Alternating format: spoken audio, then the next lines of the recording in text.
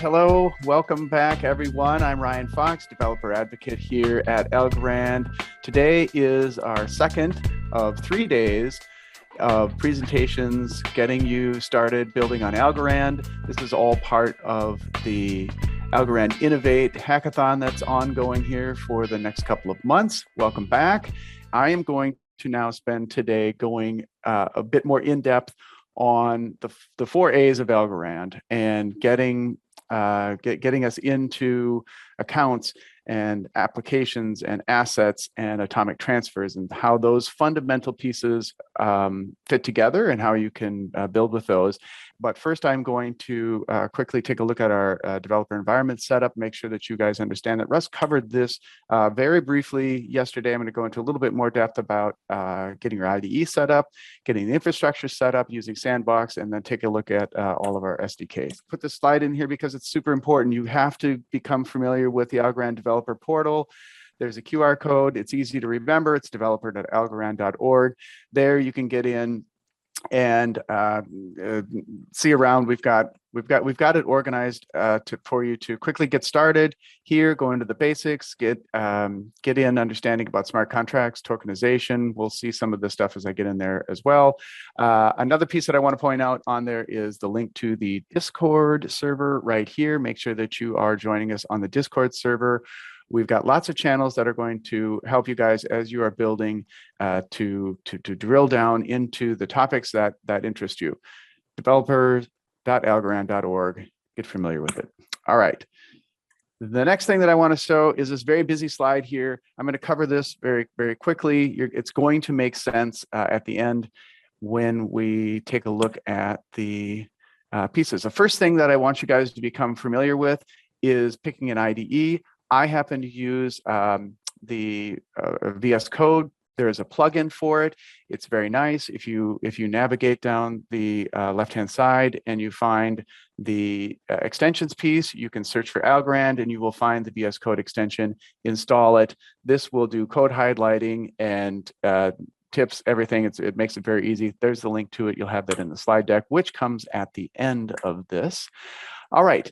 You saw yesterday quickly about Sandbox. I want to go in there and show you how to get that set up.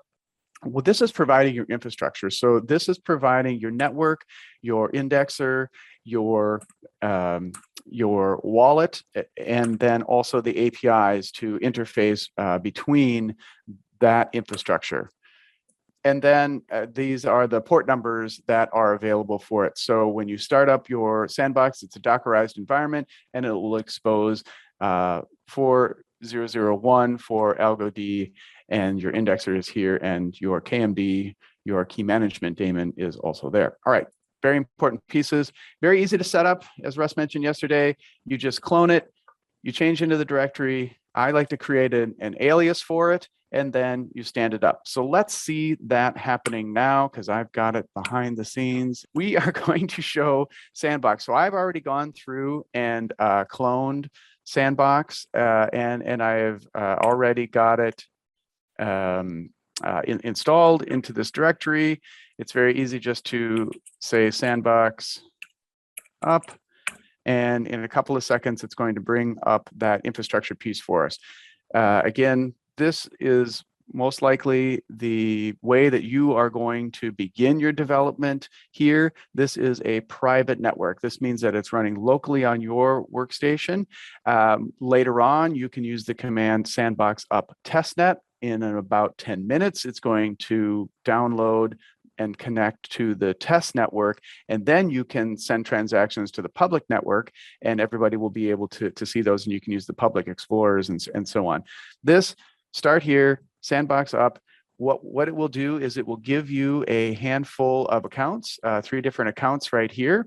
And what I like to do when I'm working on the command line is to copy those accounts into some environment variables, just like this. So I'm going to copy them 1, 2, 3, and I'm going to assign them to ABC. All right, very quickly like that to get us started using the Sandbox and having those environments. One nice thing that's nice about this is it gives you a couple of interesting commands here right out of the gate, so that you can just copy that in there. That's going to send a payment transaction from account B to account C. And if we run that, we'll see that'll happen here very quickly at the command line here. And then what you can do as well is make a connection to the indexer, which allows you to query the information from the blockchain. And if you issue this one, it's going to hit the transactions endpoint, and it's going to give us the latest transaction. So there is that transaction that we just sent through there, sending that amount from this account, well, from this account to this account here. All right, so that's Sandbox. Anytime that you want, you can always just say Sandbox up, and you'll be able to see the listing of those accounts again down at the bottom here, so that if you forget what they are, you can always go and get them. Another piece that I want to do in terms of setting up your developer environment is getting you connected to a web browser and to export the mnemonics of these accounts. What you can do to do that is to do sandbox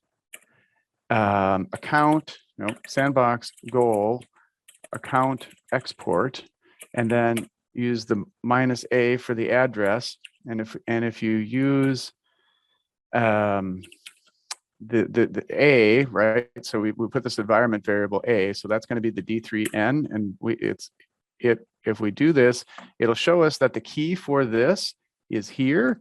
And if we copy this, and if we come on over here to if you come over here to AlgoSigner, which is a wallet for is a web wallet, key management as well. What you can do is you can add an account. Actually, I've already added A and B, so let's do C. We're just going to do this, and instead we're going to do C.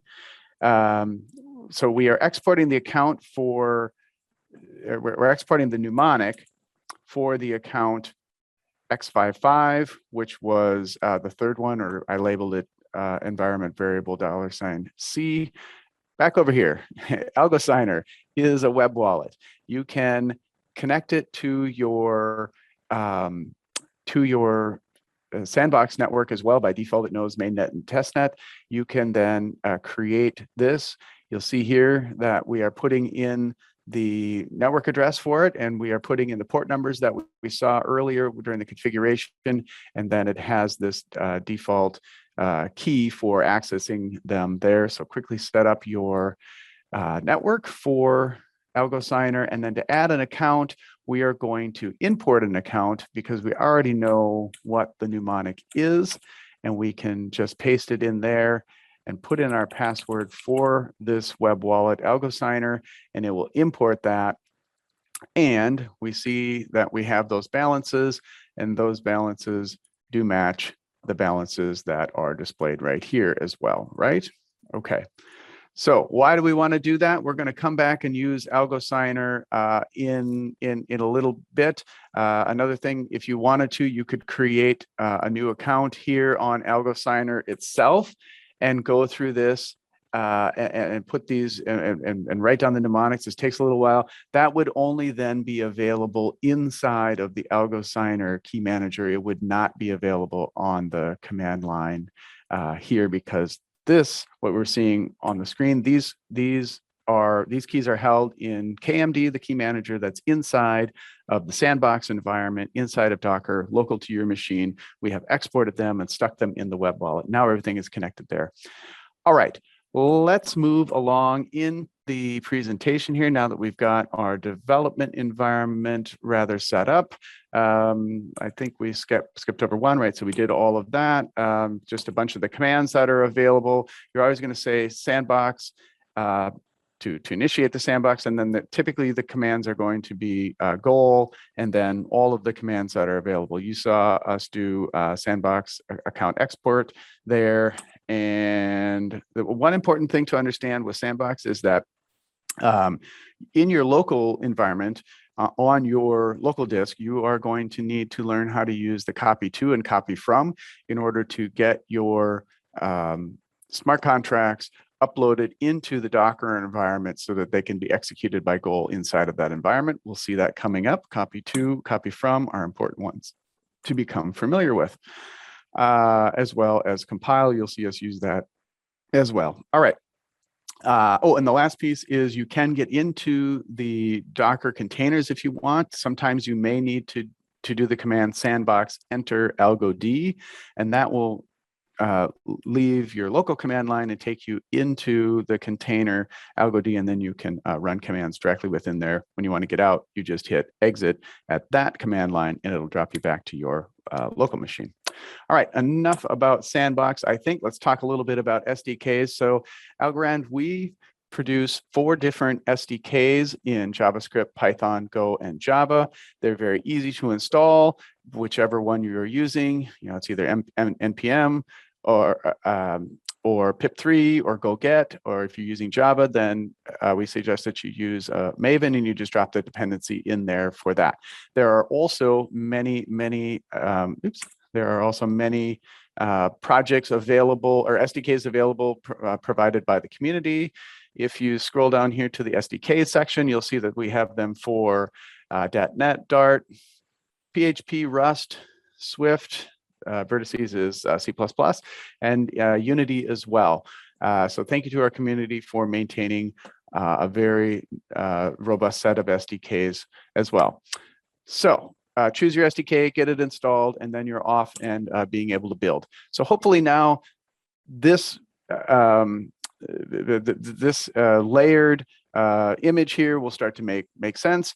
The top part here is the infrastructure piece. That's what Sandbox is all taking care of for us.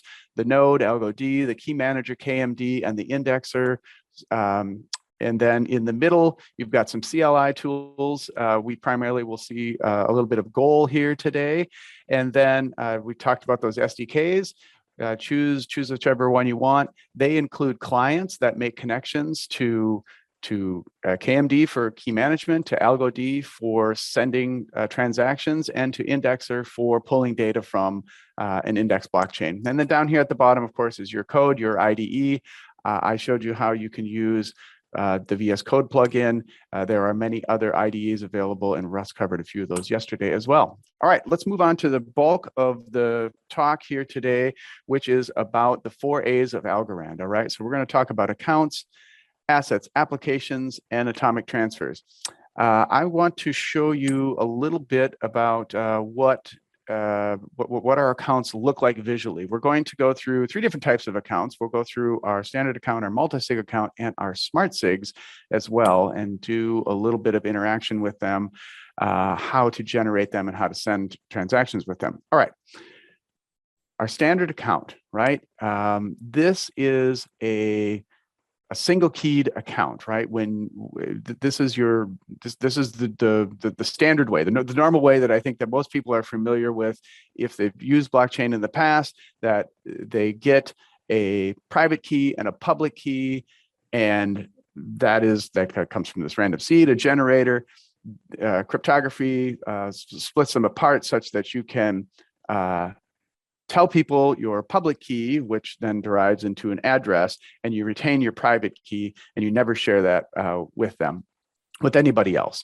All right, so in code, here's a little bit of JavaScript right here, and we're actually going to go and take a look at that. But what this is showing is that we are using the Algo SDK to generate an account, and it is going to return to us a passphrase, which is that mnemonic. All right, and that mnemonic can be, well, it's displayed down here, right? We saw that it's 25 words that are 24 random words. The 25th word is a checksum of those first 24 words. You saw when we took those and we copied them into the algo signer, how it knew those 25 words in that order made the particular address. So we are going to do that on the command line. I'm going to hit escape. All right, the first thing that we are going to do is to take a look at an account generate, and we've got this in JavaScript, so we are going to do node generate account. All right, let's take a look. Oh, maybe we should actually take a look at the code first before we actually run it. It was essentially what we saw on the screen, right? It's going to generate the account and print out the mnemonic. Now, let's do that one more time so that not all this extra crap on the screen. All right, so we generated at random an account X-ray Lima Bravo. All right, and the mnemonic starts out inch mean adult. All right, now if we run that command again, it is going to randomly generate another account. Right, so this time we got Charlie Zulu Zulu drum among tackle. Right, so that's different. So every time that you run this script here, it's generating a different account. So this, that there are going to be nearly infinite possibilities here. This is secure, this is random. Generate accounts whenever you want and use them. Now, they don't have any funds in them yet, so you will have to send funds to those accounts later on if you want to actually interact with them. But that is generating a standard account.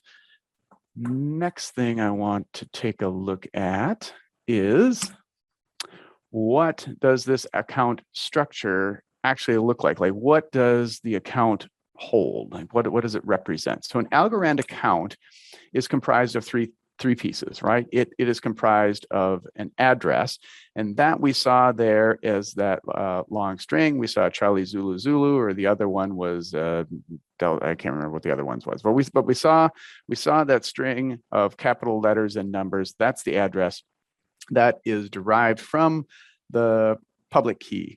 You can share that. That's how people are going to send you funds.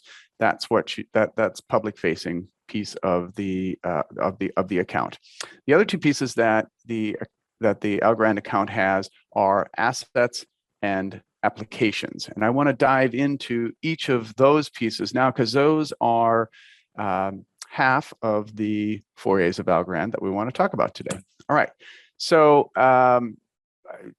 what is the account really used for? The account is really used for declaring who is authorized to send from this account. We call it the authorized address. And then it also holds balances of assets and state for applications.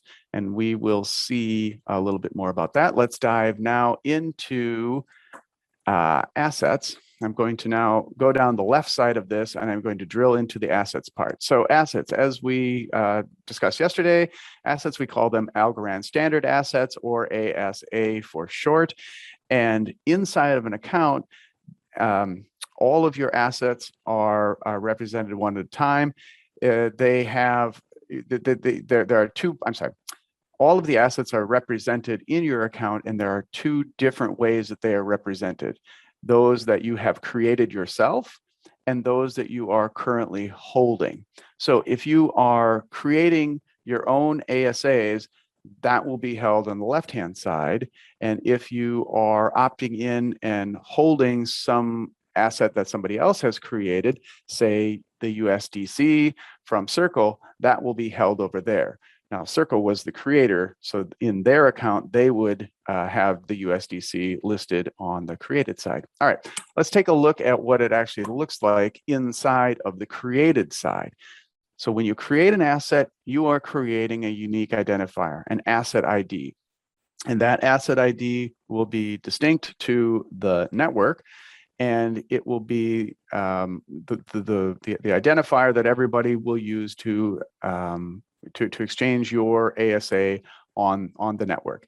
It has two components to it. It has mutable parameters, meaning that they can be changed, and it have immutable parameters, meaning that they cannot be changed. So immutable parameters will be things like the name, the precision, how many places after the decimal point do you allow? and then they're like the URL and the metadata hash that you would provide. Those are immutable parameters, whereas you have some mutable parameters which would allow you to change them over time. And Russ talked a little bit yesterday about the freeze and the clawback, and as long as you define those initially, you could change those if those, but by making calls from those particular addresses. If you leave them blank, you can never get them back. So once you clear away some of those mutable parameters, they actually become immutable. All right, this is all about assets that you have created. Now let's take a look at the other side. In your account representation, you can also have held assets. And here it's going to have two components here as well. The asset ID, identifying which asset you are holding, and then the balance of that asset ID that you hold. So again, if you are holding the USDC on mainnet, it goes like 3971. It's got, I don't remember, it's a long, fairly long number. And then it'll have a balance. So I might have 10.1 USDC held in my account, and I may have many other asset IDs as well. They could represent NFTs, fungible tokens like USDC, or not non-fungible tokens or fractional or security tokens as well. All of those are different representations of assets, each one of them having a different asset ID and being created by a particular account, a creator. All right, enough about assets. Let's take a look at applications. So now back over here to the inset over here on the right. What we've done is we went down the left-hand side, took a look at assets. Let's come down the right-hand side and we'll look at applications. A little bit more in depth with applications, what's going on, but it starts out very similar at the top here at this application layer. There are two sections here within your account as well. You can either be a creator, an application creator, or you can opt in to somebody else's application. So let's go down the creator side first. And when you create an application, the unique identifier is called the app ID, and it has two components to it. It has programs and it has state schema. All right, programs, what does that mean? Let's focus on the left-hand side here. The programs that we are going to create are going to be created in the Teal language, or at least compiled down to the Teal bytecode that the Algorand virtual machine can interpret. These programs are the approval program and the clear program. Now, the approval program is what you're going to write most of your, well, you're going to write all of your logic in there, because when somebody calls your application, it is calling the approval program and executing that. If the user wants to exit your program, wants to clear their local state and stop using your application, they will actually call the clear program. So these are two different programs that do specific things. Most of the logic we'll see will actually happen in the approval program. All right, on the other side of an application, when it is created, the creator is defining the state schema. And there are two portions that they are defining. They are defining the local schema and the global schema. And what that means is, for global, those are all of the variables, key value pairs that are going to be stored in the application itself, whereas they are also then defining what key value pairs they will have available to store within the user's account should they opt in to use this particular application. So in both cases, you can create either bytes or integers. At the beginning, when you define your application, you are defining the total number of bytes or ints that you will be allocating against the global space and against the local space. That is immutable, meaning that you cannot change those allocations after you create your application ID. So we'll take a look at an example of that upcoming shortly. Enough about state schema there. moving along to the next one, we are going to now take a look over here. We've come down the left-hand side. We're going to come down the right-hand side to the opted-in applications. So as an end user of an application, I have to opt into that application, similar to having to opt in to an asset if I want it to show up in my account, because we want to prevent spam. We don't want to have people just putting stuff in our accounts willy-nilly. We want to make sure that as the account owner, I want that in my account.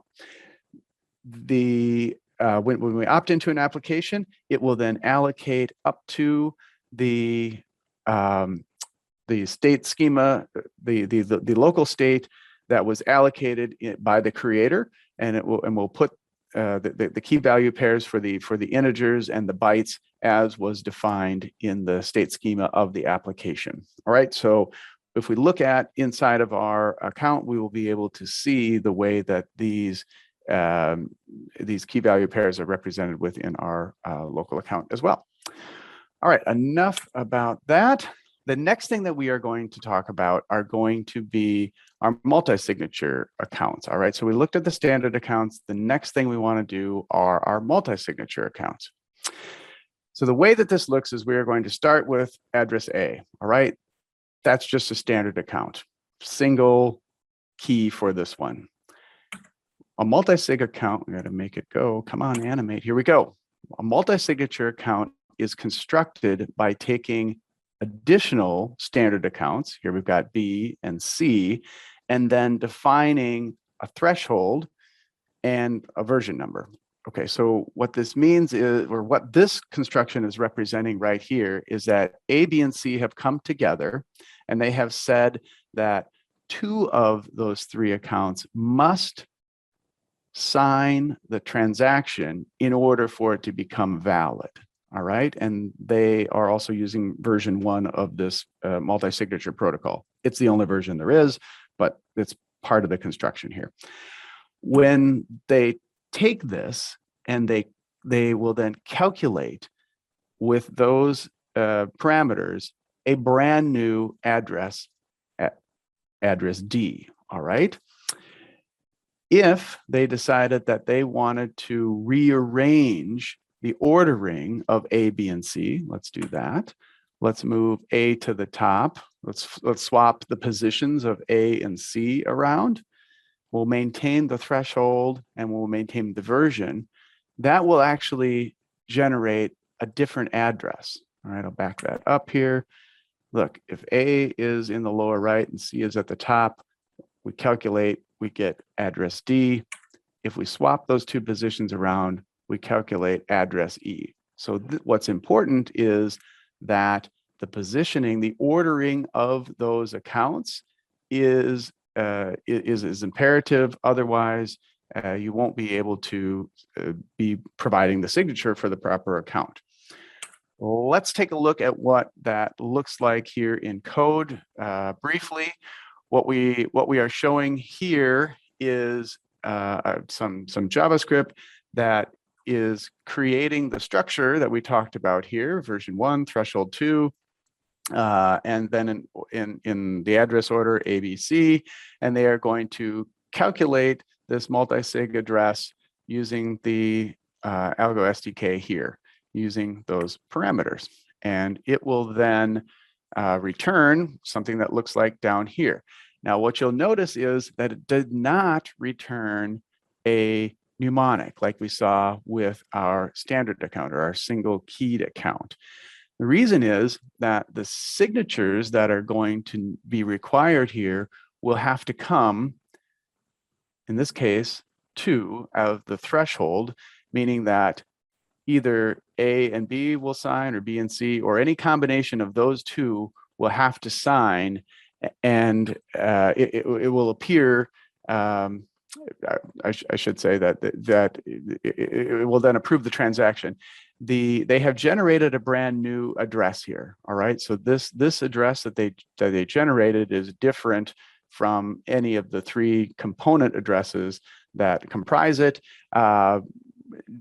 Transactions value can be sent to this address in order to get the value out. The threshold has to participate. Let's take a look at what that looks like in code very quickly. We have a demo for that, and it is construct. We are going to grab the accounts out of our KMD wallet, and we are going to put them in order. A is 0, 1, 2, so address A, B, and C, and we are going to construct them just like it was there. And let's see what this looks like. So if we run this, this is called calc. It will look like this. All right, so A, B, and C calculated this different multisig address. Now, if we change any one parameter in here, like let's swap A and C, like it said, right? If we swap the ordering here,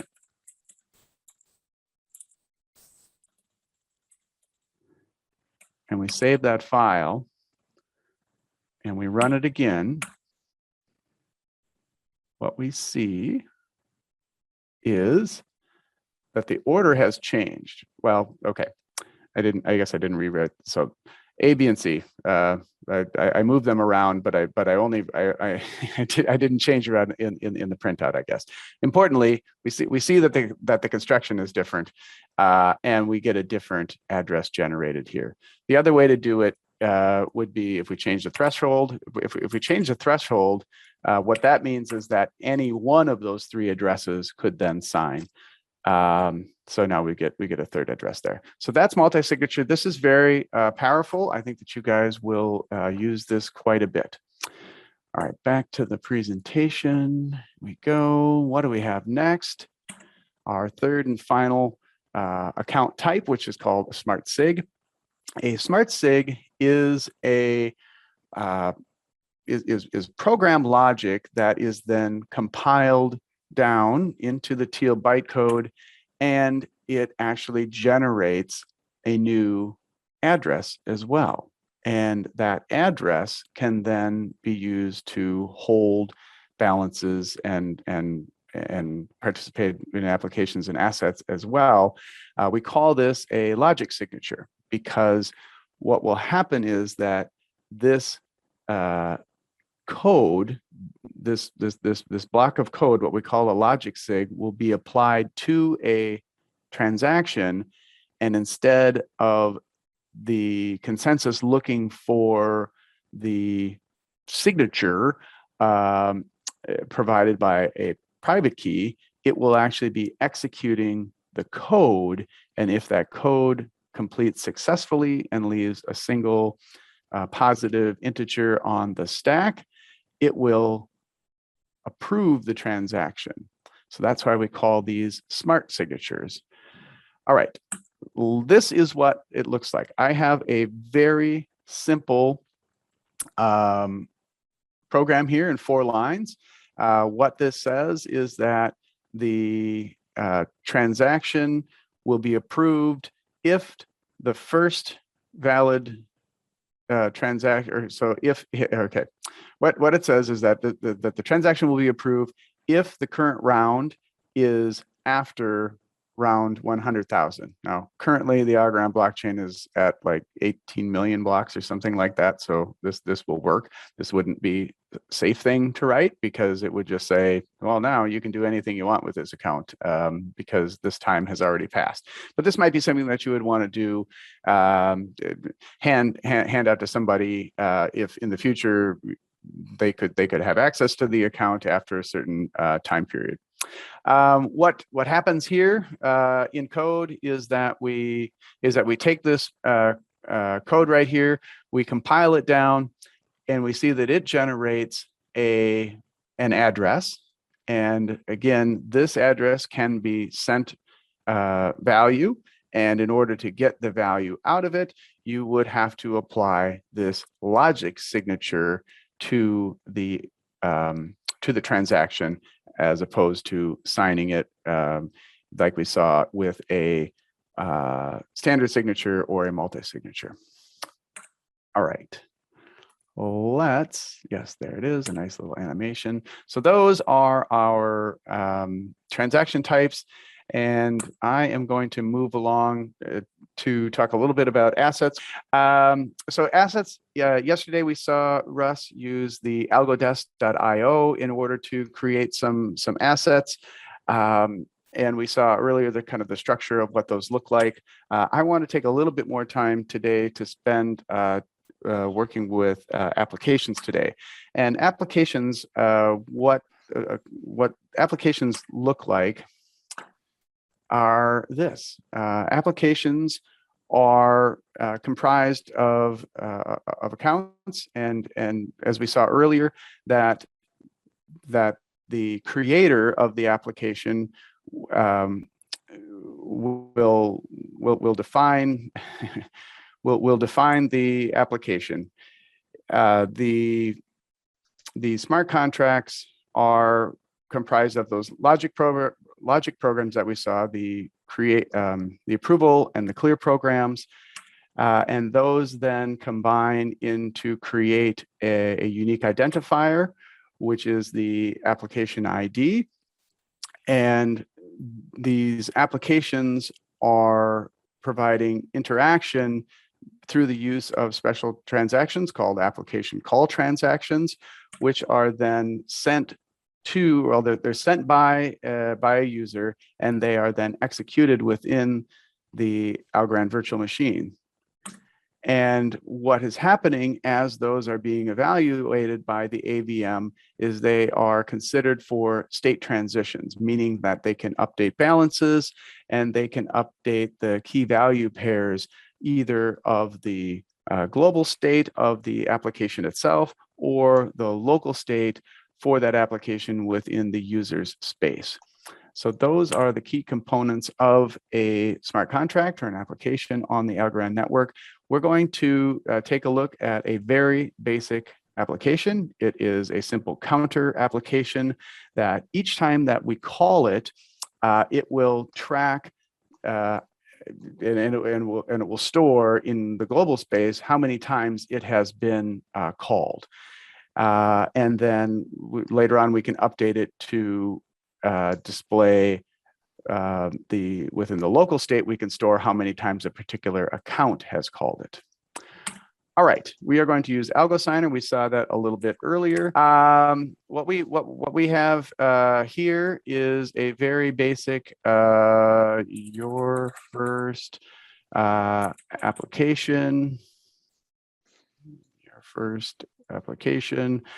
We have this wonderful example here about that you can copy, and when you copy it out of the developer portal, you will be able to take a look at that application here.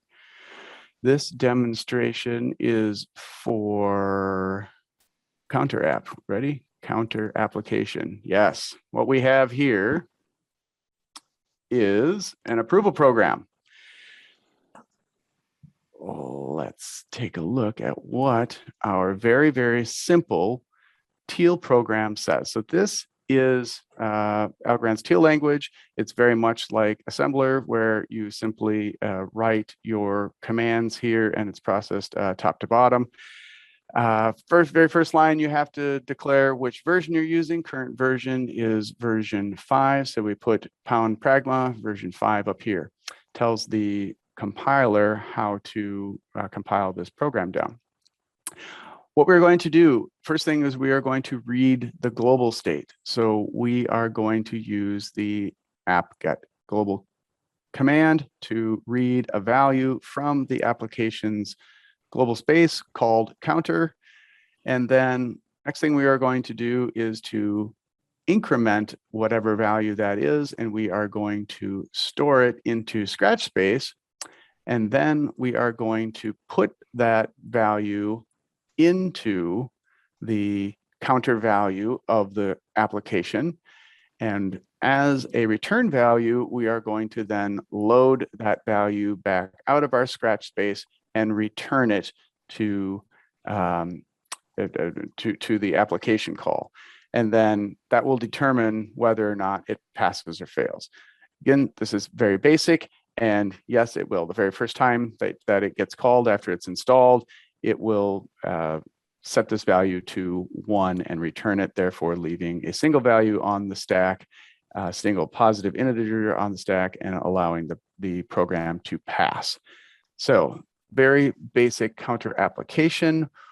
How do we do that? Well, we've got this nice deploy application script here that says, hey, who's going to call this thing? We're going to pass it the value from the command line for one of those 3 accounts, and we are going to pass in these 2 programs. I forgot to show you the clear program, which is extremely simple to take a look at, counter clear. All that we're doing here is we are saying int1, meaning that if the clear program gets called, it will simply return 1, means that it will always pass. Very basic, but many clear programs actually look like that. All right, those are our 2 programs that we are going to pass in. As I talked about earlier, we have to define the state, the state schema, and what we are going to define here is nothing for the local side of things, which means that users will not have to opt in to use this application. The only thing that we are going to store is 1 int value and just 1 of them.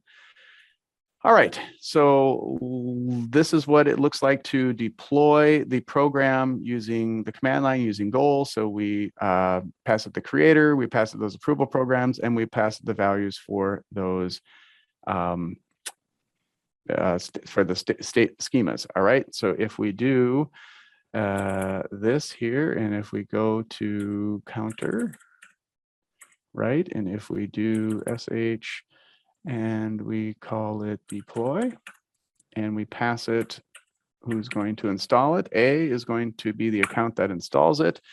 What it does is it copies those, I forgot to point that out. It copies those 2 programs from our local workstation up to the sandbox container, and then it goes through and execute this create call.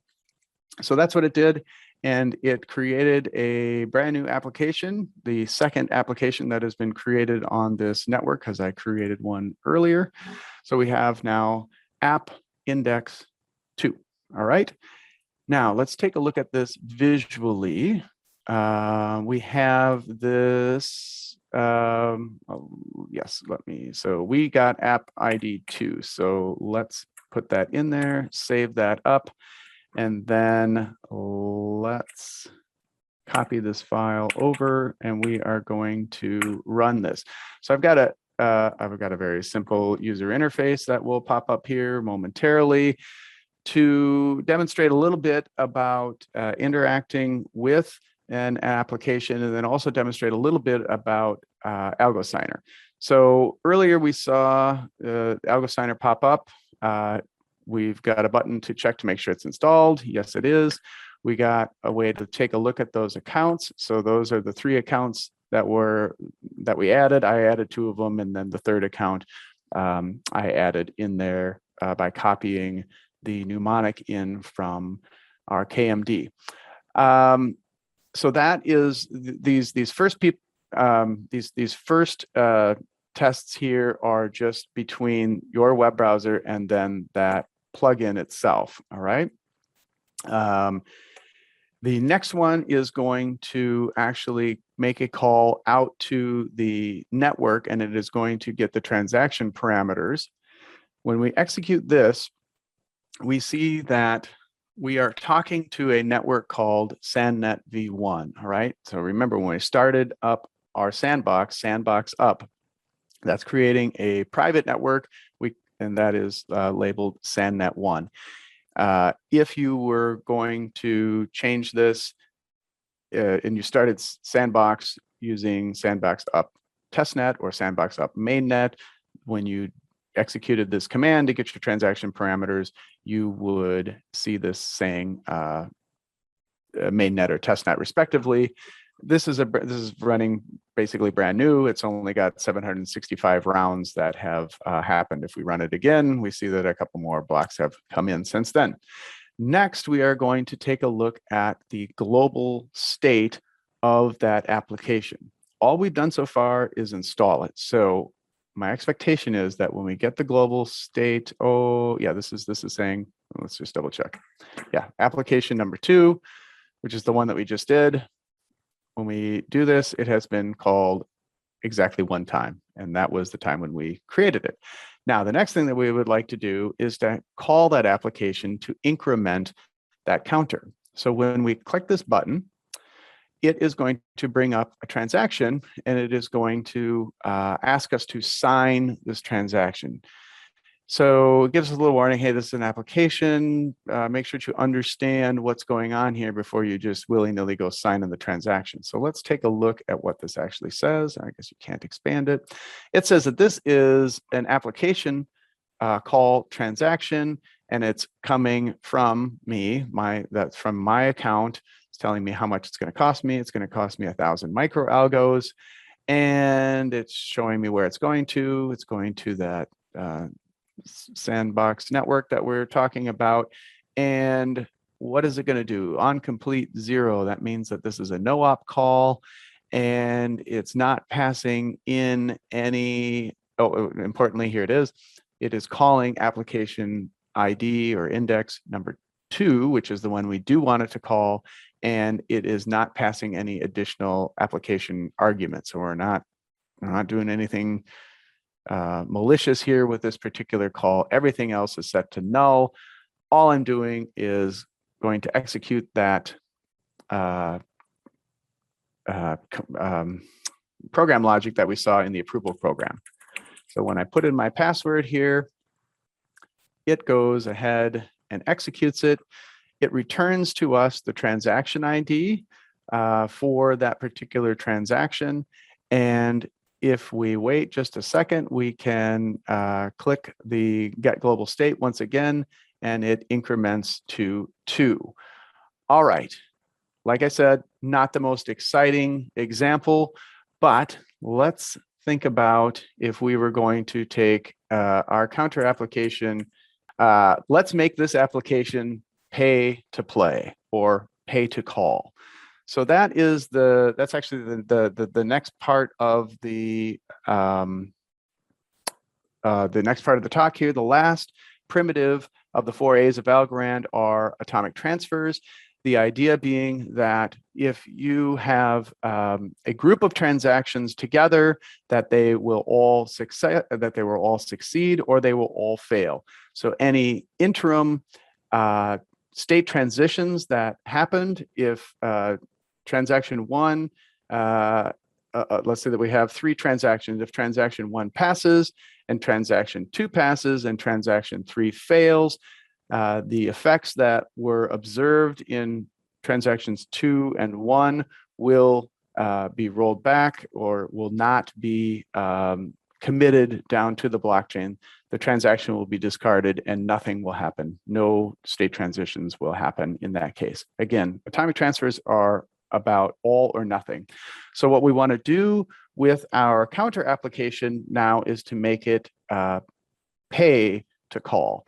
What we're going to do is have transaction number 1 be a pay transaction, and we're going to make them pay 1 algo, and the second transaction in the group will be the application call transaction, exactly the same thing that we had before.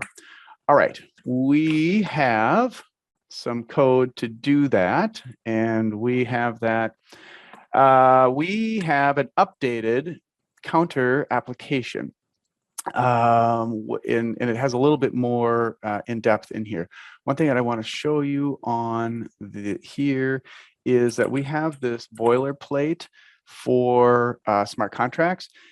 When we're dealing with smart contracts, one thing that you want to do is handle all the possible on-complete types so that you don't have to, so that you make sure that you're protecting your application. So this has some branching logic for each of the different op types that could come in, and then you simply put in your logic into those.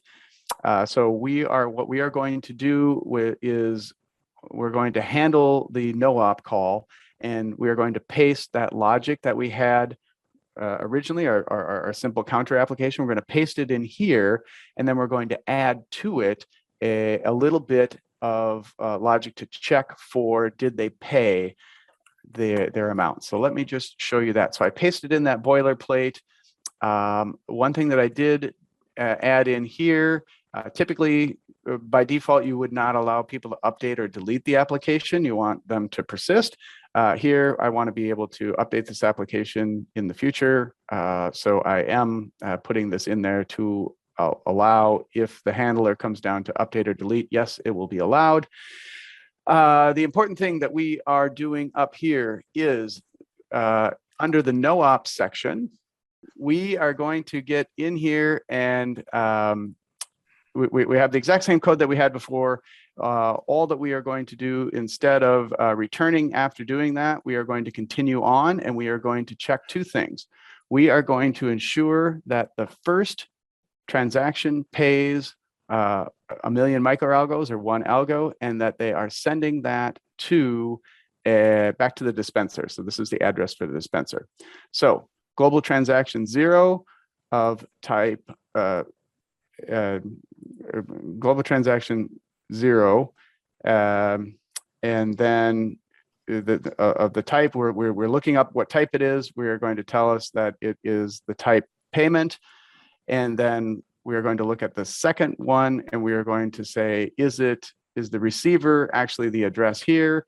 If those are equal, then we will return. Oops, we need to have an equal in here. Global transaction type pay equal, compare those two, compare these two, and then AND them together to return. As long as that will work, then we will be able to see that. So we were going to now deploy that updated one, and we do that with cd to update and then sh update. And we are going to deploy it with the same person. We are now updating that flag, and it gave me a small error, which is unfortunate. And I apologize that the demo did not work. The idea is that when we would call that, the next time, again, the logic would come through here and evaluate, and would be looking for our updated approval counter, and checking to verify that it has done these two pieces. If either they did not pay that amount, or they did not pay it to this person, or they did not put the transactions in the proper order, this call would fail. So the only way that they would have been able to increment this counter is if they would have created and signed those transactions successfully. We didn't update it, so all we can do is sign it without paying for it. And this is the old way because we didn't actually deploy it, but just to show you one more time that we would be able to increment that global state when that transaction completes. And because there it is, and then it updates. All right, back to our presentation. That's a little bit about atomic transfers. That's what we did today. So today we went over the development environment setups. We talked briefly about the 4 A's of Algorand. Those are the accounts, the applications, the assets, and the atomic transfers. And I want to remind you, hit these QR codes. You'll get it in the deck as well. Make sure that you are connecting with us at developer.algorand.org. Up at the top, there is a link to the Discord server, or you can get to it directly here as well. There we've got all sorts of channels for you to come and connect with us as well. Thank you very much for joining us here on day 2 of 3 with the Algorand Innovate hackathon sessions. Thank you very much, and have fun building on Algorand.